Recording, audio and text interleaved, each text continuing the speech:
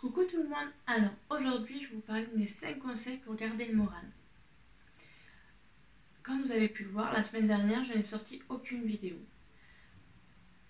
Ma santé ne me permettait pas de pouvoir tourner les vidéos de la semaine dernière. Donc du coup cette semaine il y aura 3 vidéos. Une mercredi, celle que vous êtes en train de voir à 17h30. La deuxième ça sera samedi à midi. Et la troisième sera dimanche à 10h. Donc je vais vous commencer par mon premier conseil pour garder le moral. Mon premier conseil, c'est d'éviter de voir le verre à moitié vide. Essayez de trouver une chose positive de votre journée. Même si c'est une journée où ça s'est mal passé, où voilà, il n'y a que des points négatifs, trouvez un point positif et notez-le. Même tous les jours, prenez un carnet et notez une chose positive de votre journée. Je sais pas... vous avez parlé avec un collègue que vous n'avez pas vu depuis longtemps, vous avez donné toutes les choses qui vous font du bien, notez-le. Et les jours où ça ne va pas, vous reprenez votre carnet et vous lisez toutes les choses que vous avez fait. Et ça aide parce que automatiquement on se dit ah oui quand même j'ai fait ça. Le deuxième conseil c'est faire du sport.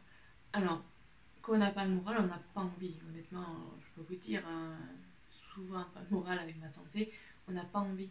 Mais honnêtement, ça fait du bien parce qu'on se défoule et on pense pas. Et c'est ça qui est important.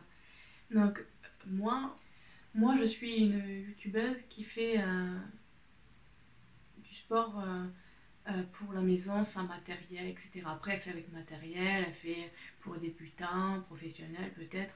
Voilà, moi je suis que débutant et 10-15 minutes, donc voilà. Mais je débute, on va dire. Mais ça me fait du bien de temps en temps de se vider la tête.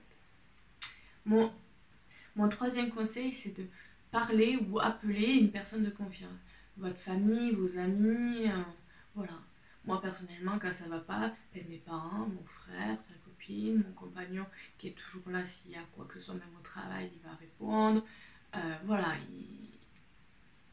j'appelle des personnes où je sais qu'on va m'aider et me rassurer en me disant non, t'inquiète pas, ça va passer, etc. Donc voilà, mais vous appelez toute personne qui compte énormément pour vous. C'est important et ça permet aussi de vous aider à avancer. Mon quatrième conseil, c'est faire un projet. Je sais que quand on n'a pas le moral, on n'a pas envie de ça. Mais par exemple, je sais pas, ça se passe mal dans votre travail, par exemple. Au lieu de, sur un coup de tête, démissionner, ou je sais pas moi, au milieu de faire ça, mais prenez, je sais pas, 2-3 semaines, je sais pas, peut-être 2-3 jours, je sais pas, le temps de vous retourner, de voir si vous pouvez trouver un autre travail qui vous correspond.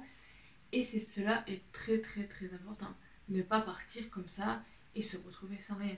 Donc c'est sûr que se lancer dans un autre projet, de trouver un autre travail quand ça se passe mal là où vous êtes, c'est compliqué de se dire ça. Mais il faut faire ça, il ne faut pas partir comme ça. Il faut être très réfléchi. Après, moi, pour ma chaîne YouTube, ça a été aussi le cas. C'est-à-dire que j'avais un projet en tête que je commençais à concrétiser, mais avec la crise sanitaire, voilà, c'est impossible à gérer. Et je me suis rendu compte que peut-être ce que je voulais créer au départ, c'était peut-être pas ce que je voulais vraiment faire.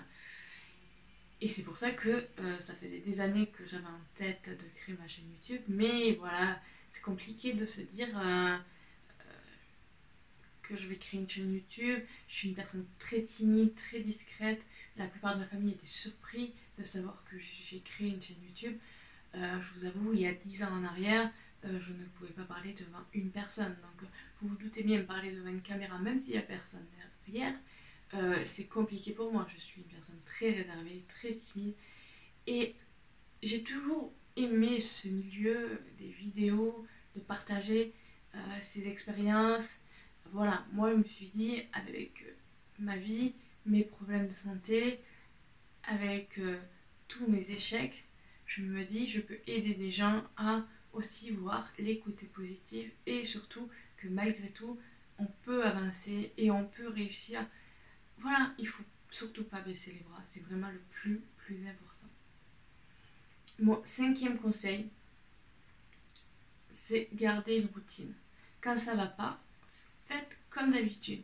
Je sais pas moi, vous rentrez le soir, d'habitude vous regardez la télé, ensuite vous vous douchez, après vous vous démaquillez, vous prenez soin de vous, etc. Mais gardez cette routine. Même quand ça va pas, même quand vous n'avez pas le moral, quand vous dites non, j'ai pas envie, je me démaquille pas, surtout évitez parce que c'est pas très bon pour la peau. Mais voilà, des fois ça arrive, voilà, qu'on n'a pas le moral, on n'a rien envie de faire.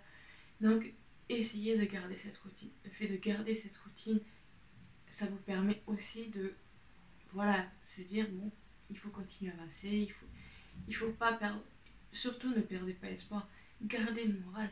Avancez, même quand c'est difficile, que ce soit votre santé, votre travail, tout ce que vous voulez, vos cours, tout ce que vous voulez, gardez le moral. Moi, je sais que, voilà, il y a, je sais pas moi, un peu moins de 10 ans, j'avais pas cette vision des choses-là.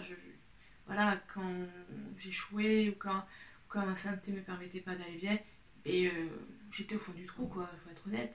Voilà, mes échecs m'ont permis de grandir et de comprendre qu'il ne faut surtout pas baisser les bras. Et c'est ça que je veux vous dire aujourd'hui. Si ça ne va pas aujourd'hui, dites-vous que demain la journée sera meilleure. Si vous avez aimé cette vidéo, likez-la, abonnez-vous, c'est gratuit. Et si vous avez d'autres conseils, mettez-les en commentaire. N'oubliez pas d'activer la petite cloche pour savoir quand sortent mes prochaines vidéos. Bisous.